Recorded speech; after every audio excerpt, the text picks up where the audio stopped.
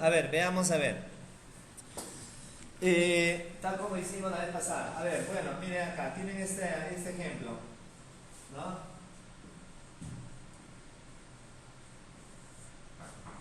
Quiero crear un ejemplo que me permita calcular las raíces reales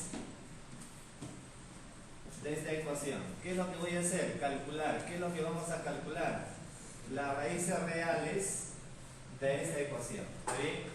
Entonces, para ello, probablemente tengamos dos raíces. Una voy a llamarla R1, que será con más, y otra voy a llamarla R2, que será con menos.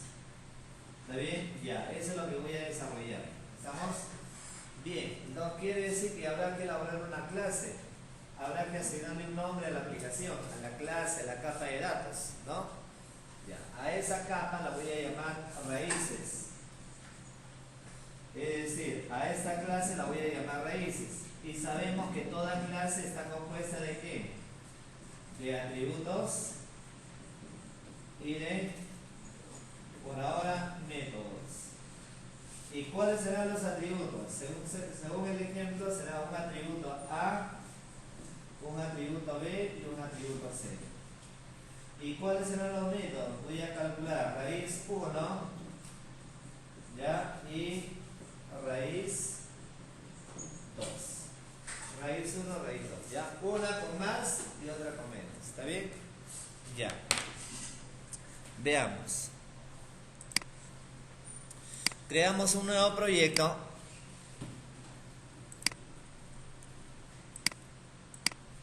Ya, creamos un nuevo proyecto. Siguiente. Como este ejemplo corresponde a un repaso de la vez pasada, vamos a trabajarlo como semana 1, ¿ya? Semana 01. Y en el cuadro inferior lo borramos. Semana 1, fíjate dónde lo estás guardando tu proyecto. Fíjate a través del botón Browse, puedes cambiar la ruta. Ya, fíjate dónde se está guardando el proyecto. Y en esa ruta se va a generar una carpeta con el mismo nombre del proyecto. Y abajo lo borras, ya, en blanco. ¿Está bien?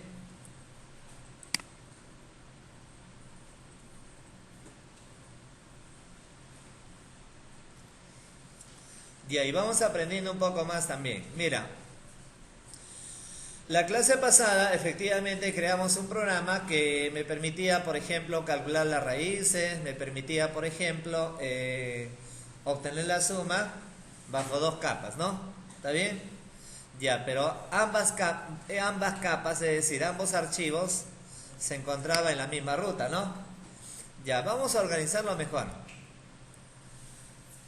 Así como de repente en tu CV tienes la posibilidad de tener N archivos y esos archivos los organizas en carpetas. De la misma manera, acá queremos organizar cada capa bajo carpetas. Ahora, esas carpetas se le llama paquetes. Acá en Java, a las carpetas se le llama paquetes. ¿Y para qué sirve un paquete? Simplemente para organizar nuestros archivos. ¿Ya? Por ejemplo, a ver, nos ubicamos en el proyecto. Dale clic derecho, nuevo. Acá elige Java Package. Una opción que dice Java Package. ¿Está bien? Ya, vamos a crear un paquete llamada datos. Ya, un paquete, se me ocurre, ¿eh? Un paquete llamada datos. Es una carpeta. Ahora, del mismo modo, voy a crear otro paquete, dándole clic derecho sobre el mismo proyecto. Nuevo, otra vez Java Package. Y vamos a llamarla vista. Este ejemplo es un repaso de la sesión anterior, pero con la diferencia ya que estamos trabajando bajo paquetes. ¿Y los paquetes para qué sirven? Simplemente para organizar nuestras clases. Y los paquetes son carpetas. ¿Ya? ¿Qué quiere decir? En el paquete datos voy a elaborar yo los Java Class. Y en el paquete vista voy a elaborar los Java Main Class. Ya, estamos las aplicaciones. Las clases en el paquete datos y las aplicaciones en el paquete vista. Bien, entonces nos ubicamos en el paquete datos. Clic derecho, nuevo, Java Class. Ya, por ejemplo, voy a crear un paquete una clase llamada raíces. Raíces, ¿ya? Miren esa ecuación, ¿no? ¿Recuerdan esa ecuación? ¿Sí? La ecuación cuadrática, ¿verdad? Ya, miren acá, todo el código que genera, pero comparando lo que vimos la clase pasada, se ha añadido una línea que dice package. ¿No? Solamente nos dice que la clase raíces se encuentra ¿dónde? En el paquete datos. Nada más. Ya, muy bien. Ya, ahora mira, por ejemplo, dentro de una clase sabemos que hay que definir atributos. Ya. Hay que considerar esos tres atributos, A, B y C. Consideremos que esos valores podrían ser reales. Por lo tanto, voy a poner double A, B, C. Podrías ponerlo así, double A, punto y coma, double B, punto y coma, y double C, punto y coma. Ya tenemos. O en todo caso, cada atributo separado por una coma. ¿Está bien? Double A, B, C, punto y coma al final.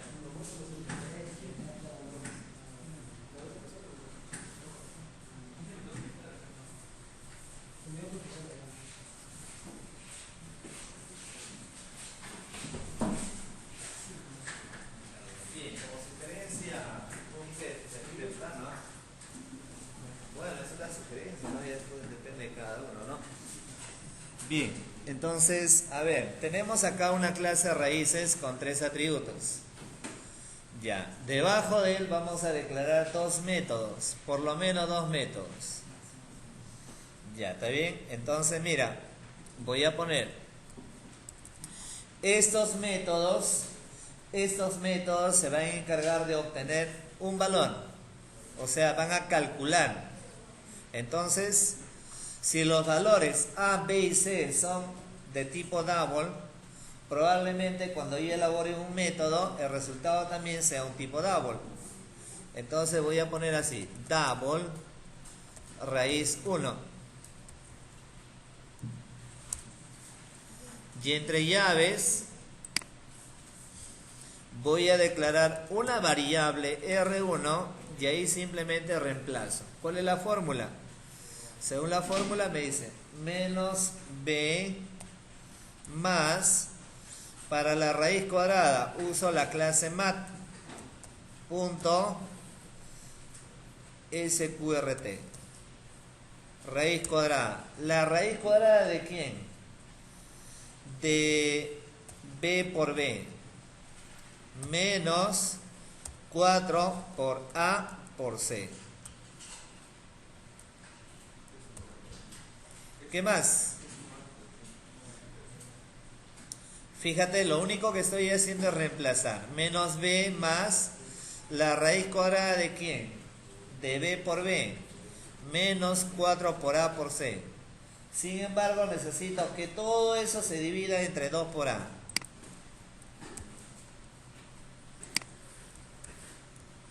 Entre 2 por A. ¿Está bien? Sabemos que todo método que tiene un tipo de datos distinto a void, mira, acá es double, tenemos que retornar el valor. Return R1. ¿Está bien? Ya. Ahora, eso mismo, voy a hacer una copia. Voy a llamarla R2.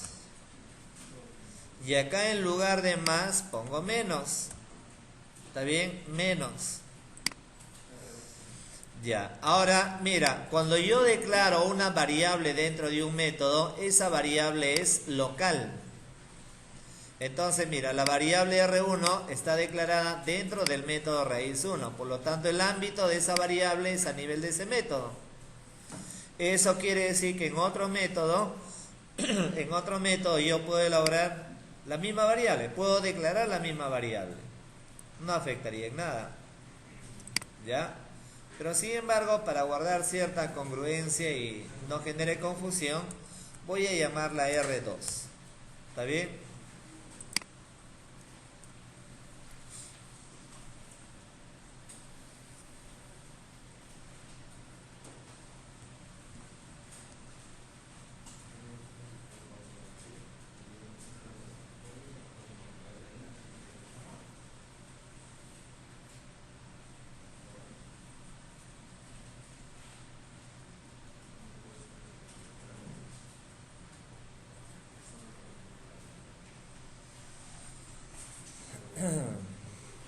Bien, entonces por ahora, mira, vamos a ir cambiando este tema. Entonces tenemos acá una clase raíces con 3 atributos. Y acá, en este caso puntual, hay 2 métodos. Una llamada raíz 1 y la otra raíz 2. Ambos retornan un valor. ¿Cómo sé que retorna un valor? Porque tiene un tipo de datos distinto a void. Recordando que un método de tipo void es para el tema de entrada y salida de datos. Cuando es un tipo de datos distinto a void es porque ya se va a encargar de hacer algún cálculo. ¿Está bien? Bien, estamos, ¿no?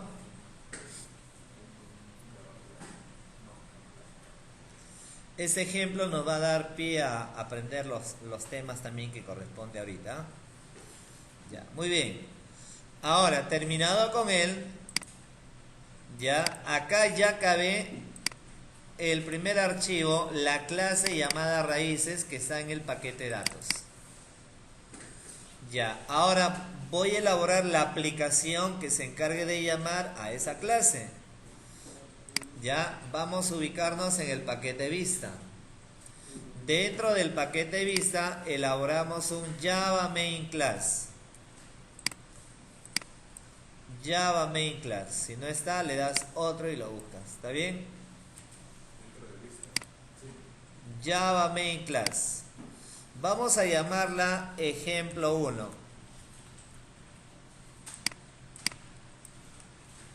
Ya, ejemplo 1. ¿Está bien?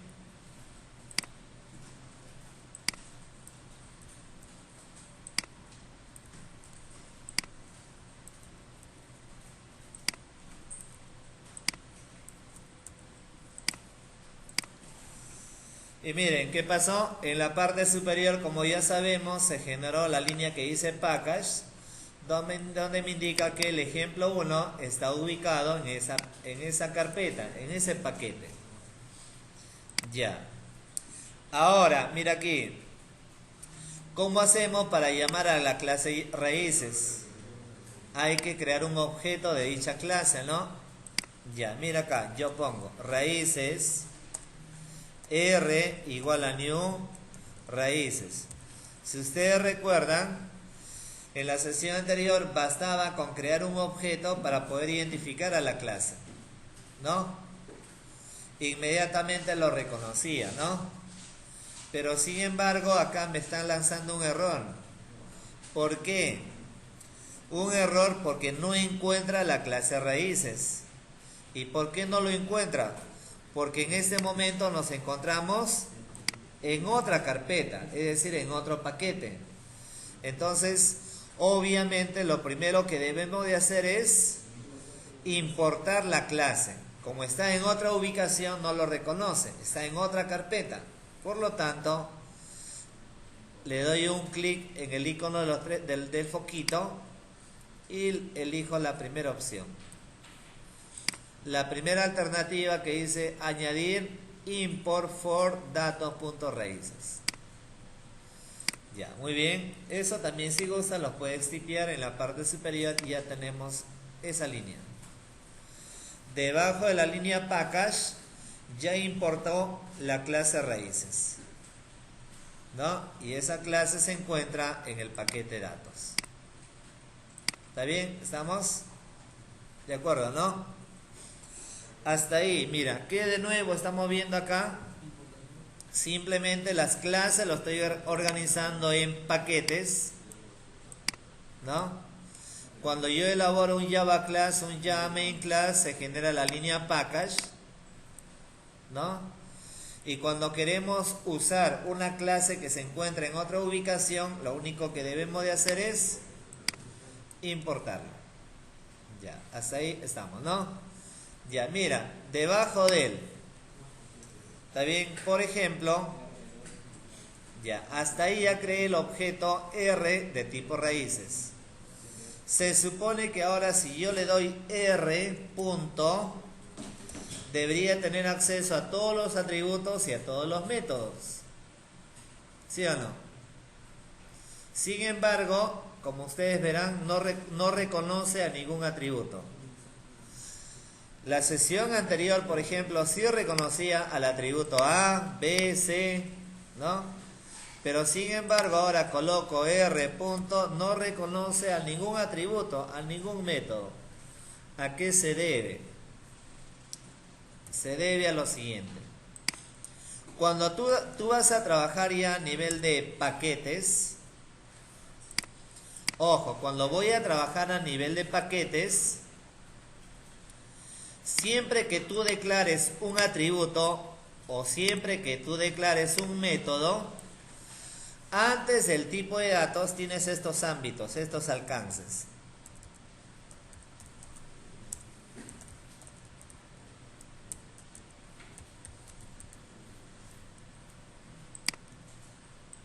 Repito, siempre que tú organices tu aplicación bajo paquetes, y recordando que los paquetes son carpetas, siempre que organice una aplicación bajo paquetes, bueno, pues sabemos que en una primera capa, en la capa de datos, habrá que declarar una clase con atributos y métodos. ¿Ya? ¿Está bien? Cuando se declaren atributos y métodos antes del tipo de datos, hay que declarar el ámbito del atributo, es decir, el alcance del atributo, el alcance del método. Ya. ¿Cuántos alcances hay? 3. Cuando yo le asigno, o sea, es decir, se tiene que declarar o private, o protected, o public, ¿dónde? Acá, antes, aquí, aquí, aquí. Todos ellos para los atributos, pero también para el método. ¿Me dejo entender? Ahí. ¿Y cuál es la diferencia? Cuando yo declaro un atributo o un método privado, así, privado, cuando yo declaro un atributo o un método privado, quiere decir que el ámbito del atributo, el ámbito del método es al nivel de la clase. Es decir, que ese atributo, ese método solamente se puede manipular a nivel de la clase, no más. ¿Está bien? ¿Estamos? ¿De acuerdo, no? Ya. Ahora, cuando yo declaro un atributo o un método de tipo protected, ¿qué quiere decir? Que el ámbito, el alcance, el ámbito del atributo y el ámbito de los métodos ya no es a nivel de la clase, sino a nivel del paquete. ¿Qué quiere decir? Que en ese paquete tú puedes tener varios archivos. Por lo tanto, puedes llamar a esos atributos, a esos métodos, desde otro archivo, pero siempre y cuando se encuentre en el mismo paquete. ¿Me dejo entender? Bueno, y si yo declaro un ámbito de tipo public, bueno, con mayor razón es público. ¿Qué quiere decir? Que cuando lo declares como público, los atributos y los métodos tienen un alcance ya a nivel de todo el proyecto. Y si tiene un alcance a nivel del proyecto, quiere decir que ese archivo lo puedes llamar desde cualquier archivo, desde cualquier ubicación, desde cualquier paquete. Ya. Ahora, pero sin embargo, yo acabo de declarar el atributo A y B y C, raíz 1, raíz 2, sin ningún alcance. Cuando yo no declaro el alcance, por defecto, por defecto, estos atributos y estos métodos son de tipo protected.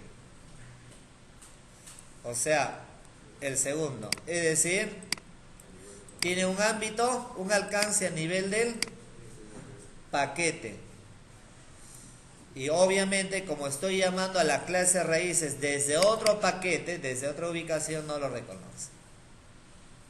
Entonces, ¿qué hacer para que lo reconozca? Habrá que declararla para este primer ejemplo con el ámbito de público. ¿Ya? Un favor, ¿podrían cerrar la puerta, por favor? Entonces, acá le digo public 1, public 2 y public 3. Todo eso para los tres atributos. Y esa misma idea se aplica para el método. Para el método raíz 1 y para el método raíz 2.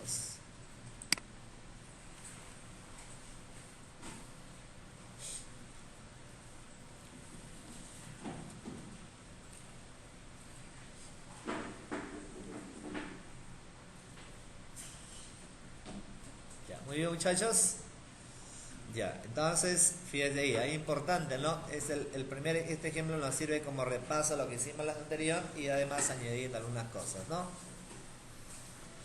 Ya, muy bien.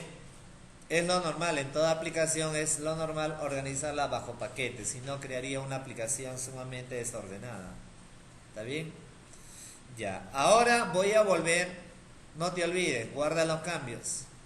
Voy a volver a ejemplo 1. Estando ya en ejemplo 1, mira, coloco R punto, ya lo reconoce los atributos, ¿sí o no? ¿Está bien? R punto A, le asigno un valor, 1.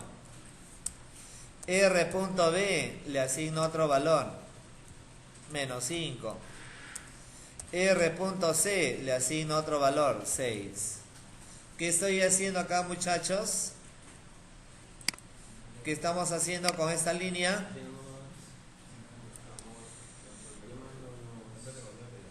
Estoy asignando valores, es decir, le estoy asignando un valor de 1 al atributo A de R. ¿Y quién es R? El objeto que identifica la clase raíces. Acá estoy asignando el número menos 5. ¿A quién? Al atributo B. ¿B de quién? De R. Y R es el objeto que identifica la clase raíces. ¿Está bien? De esa manera estoy consiguiendo que A, B y C tome un valor. ¿Sí o no? Ya. Sin embargo, estos valores son fijos, ¿no? ¿Cómo hacemos para que los valores sean variables? Usaba, ¿qué clase? JOptionPaint, ¿sí o no? ¿Recuerdan? Una clase para ingresar valores. Pero también hay otra clase que incluso en la guía está y les comenté, ¿no? ¿Cuál era la clase? Scanner. A ver, este ejemplo lo trabajo con Scanner, a ver. Bien, ¿cómo hacemos para trabajar con la clase Scanner? Que es una clase que se dedica a leer datos por declaro. Se declara una variable de la clase Scanner. Scanner, voy a ponerle M, ¿ya? M de memoria, ya se me ocurre, ¿ya? Igual a new Scanner. Mira, Scanner no es tu clase, es una clase de Java. Y las clases de Java empiezan en mayúscula, mira. Es por esa razón que te sugiere que cuando tú también elabores tu clase empieza en mayúscula. Porque todas las clases de Java empiezan en mayúscula. Ya, mira, a ver, Scanner, M igual a new Scanner. Estamos creando un objeto que identifica la clase Scanner. ¿Y para qué sirve Scanner? Para leer datos. Ya, muy bien. Ahora acá lo importo. Por si acaso al importarla tiene que ser la primera opción, ¿ya? Que dice import for java.util.scanner. Es decir, que va a importar la clase Scanner ubicada en el paquete útil. ¿Está bien? Tiene que ser la primera línea. Ya. Ahí está, mira. A ver, entendamos ahí. Cuidado, por favor, ¿qué le pasó ahí? Ya. A ver, mire acá. ¿Scanner qué es? Estoy importando la clase Scanner. Y esa clase scanner, ¿dónde se encuentra? En el paquete java.util, propio de Java, ¿ya? Sin embargo, me sigue saliendo un error, ¿no? Ya, yo digo, ya, la clase scanner es una clase que se encarga de leer datos. ¿Y cómo sé que esa clase se va a encargar de leer datos? Acá le vas a pasar como parámetro el método system.in, in de input, system.in, in de input, es decir, en palabras sencillas le estás indicando que todo lo que yo ingrese por teclado, input de entrada, todo lo que yo ingrese por teclado se va a guardar en el objeto M.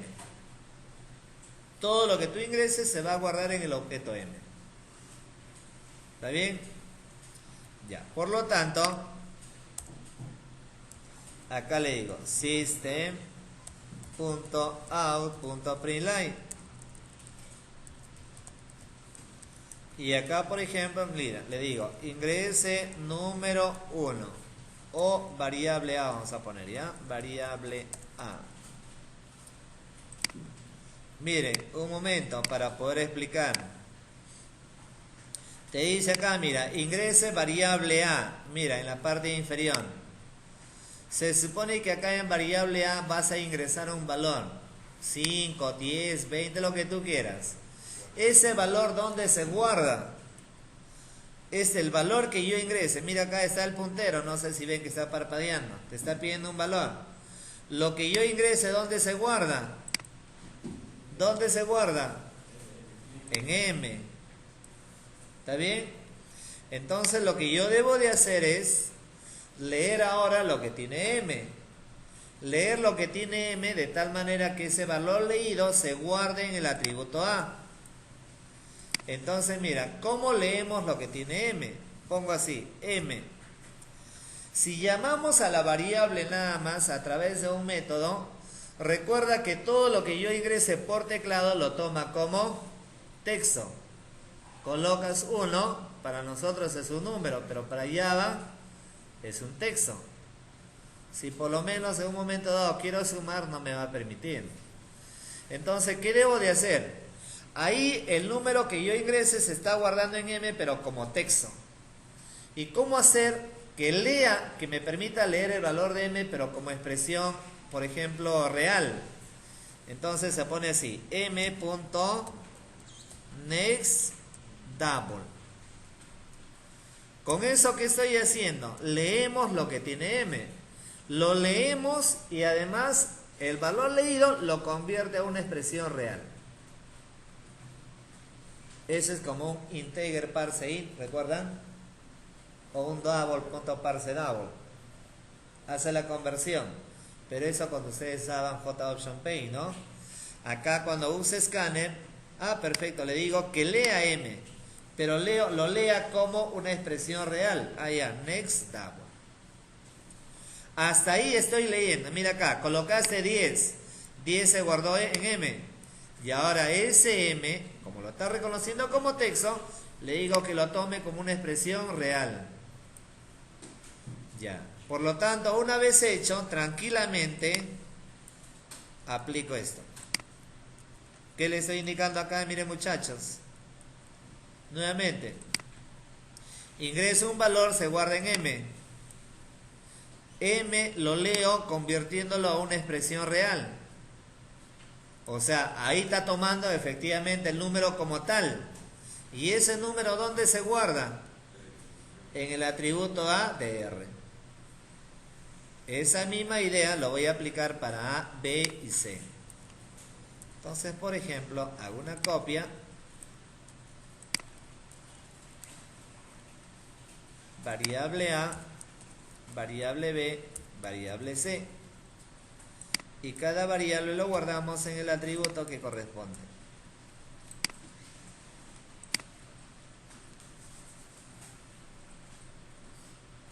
¿Está bien? Todo lo que estoy haciendo es como una equivalencia a un JOptionPaint, pero obviamente ya los valores se están guardando sobre cada atributo, ¿no? Ya, terminado con él, ahora tenemos que, hasta ahí asignamos, ya conseguimos, miren acá, ya conseguimos que A, B y C tome un valor. Ahora, ¿qué necesito? Llamar a los métodos. Es como si tú hubieras ingresado tus datos personales, pero terminando con él quiero que me haga una búsqueda, ¿no? Necesito que haga algún proceso. Acá solamente he ingresado valores. Por lo tanto, ahora lo que voy a hacer es llamar a los métodos. Entonces, para ello simplemente coloco r.raíz 1. Llamamos al método raíz 1. ¿Está bien? Llamo al método raíz 1. Pero ¿cómo sé que este método retorna un valor? ¿Qué se hace? Se guarda en una variable del mismo tipo de datos, es decir, double, ¿no? O sea, le digo, ya, perfecto, llama al método raíz 1, pero el método raíz 1 retorna un valor de tipo double. Entonces, el valor devuelto de ese método, que lo guarde en una variable del mismo tipo. Por ejemplo, R1. Igual, en una segunda variable, R2, le digo r.raíz 2. Y terminado con él, hasta ahí ya tenemos el valor devuelto de cada método, ya lo guardamos en una variable. Y acá nos encargamos de imprimir. La vez pasada lo trabajábamos con JOptionPaint, pero ahora lo voy a imprimir. Como estoy trabajando, por ejemplo, a modo consola, una forma de imprimir también a modo consola es system.out.println. Y acá le digo, por ejemplo, raíz 1 más R1.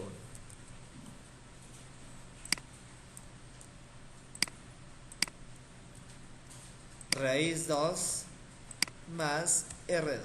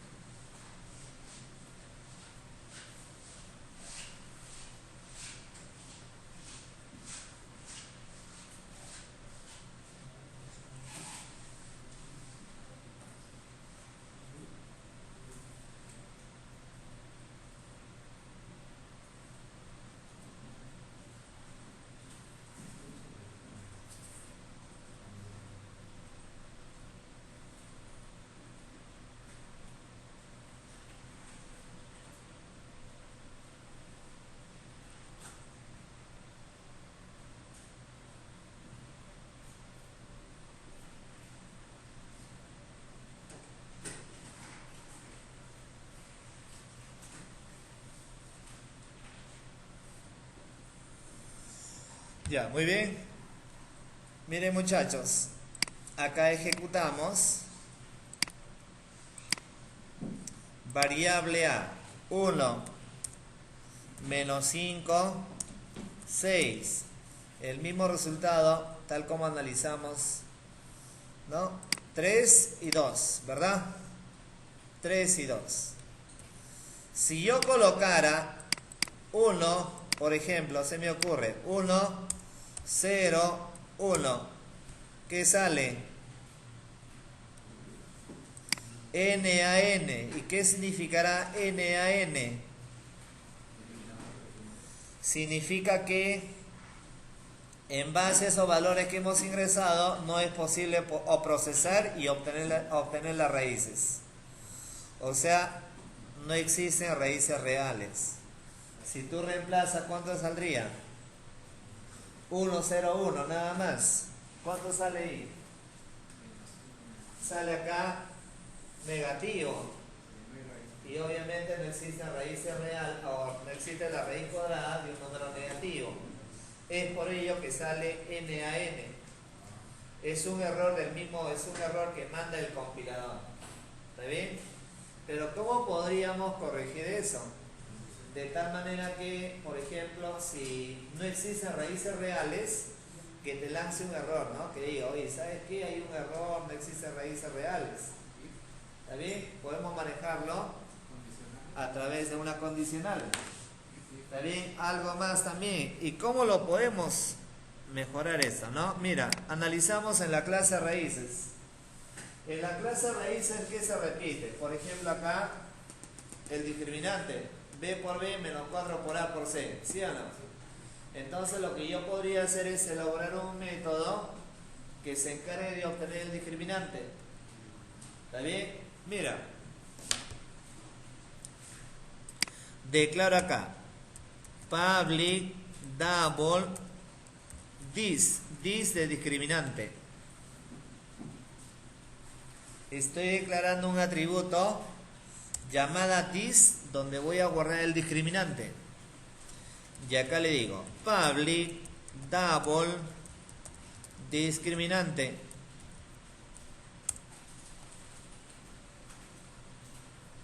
Ya, public double discriminante. Estoy elaborando un método que me permite obtener el discriminante. ¿Qué hago? Le digo que en el atributo this que he declarado previamente sea igual a B por B. Sería acá B por B, ¿no? ¿Cómo podría manejar potencia? De repente, si queremos manejar potencia, podría ser así. Mat.pow. Le digo la expresión B, quiero al cuadrado, 2. Eso, lo que acabo de hacer es como colocar B por B. ¿Está bien? Menos 4 por A por C. ¿Está bien? ¿Estamos? De acuerdo, ¿no? Y obviamente acá le digo que retorne. ¿Retorne qué? El discriminante. ¿De acuerdo? Fíjate ahí, añado un atributo más y en ese atributo guardo el discriminante. B por B menos 4 por A por C. Todo ello se guarda en el atributo this y luego retorno. Como hay un método ya que se encarga de obtener el discriminante y se está encargando de guardar en el atributo this, entonces este atributo this lo puedo llamar acá y acá igual this. ¿De acuerdo? O sea, quiere decir que tú puedes hacer cálculos previos, esos cálculos previos guardarlos en un atributo y ese atributo hacer que sea usada por n métodos, ¿no?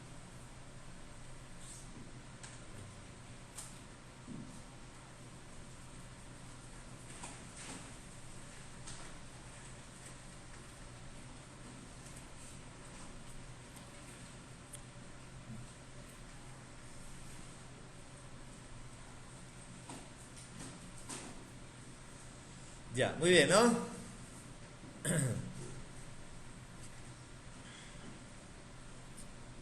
Fíjate, lo único que estamos haciendo es añadir un atributo, this, y en ese atributo estamos guardando lo que retorna el método discriminante.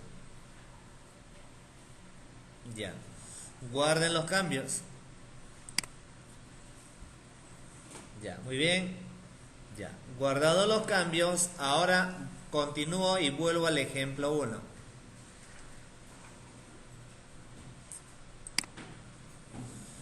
Ya, ¿está bien? Acá le decimos, mira, ingrese la variable A, ingrese la variable B, ingrese la variable C.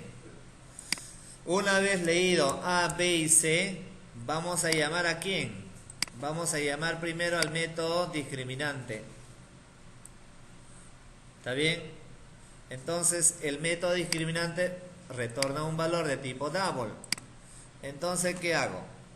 En una variable, se me ocurre, en una variable D, le digo que sea igual a R.discriminante. ¿Qué estoy haciendo con él? A ver, muchachos, ¿qué estamos haciendo en la línea 14?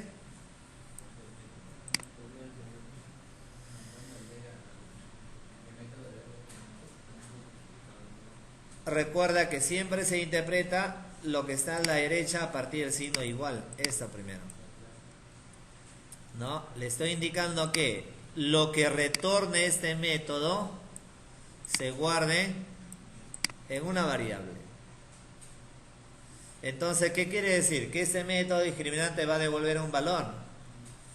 Entonces, si devuelve un valor positivo o cero, ¿qué implica? Si el discriminante, si esto es positivo cero, ¿qué quiere decir? Se puede obtener raíces. ¿Está bien? Entonces, precisamente ahí voy a aplicar un if. Acá le digo, si la variable de y el discriminante es mayor o igual a 0, todo el bloque de código hay que agruparlo entre llaves. Si la variable d es mayor o igual a 0, ¿está bien? Si el discriminante es mayor o igual a 0, le digo que obtenga las raíces en cada variable y me encargue de imprimir. Fíjate, siempre y cuando sea mayor o igual a 0. Caso contrario, llaves, entre llaves el bloque de código, le digo system.out.println, le digo error, no existen raíces reales. Y de esa manera vamos a evitar que emita ese mensaje de N a N. Ya, miren, un momentito por favor, miren. La idea es así.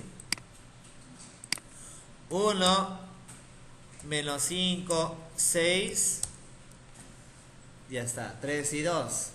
Si yo colocara otros valores, se me ocurre, puede ser otro, ¿no? 1, 0, 1, ya no sale N a N, sino un mensaje de error.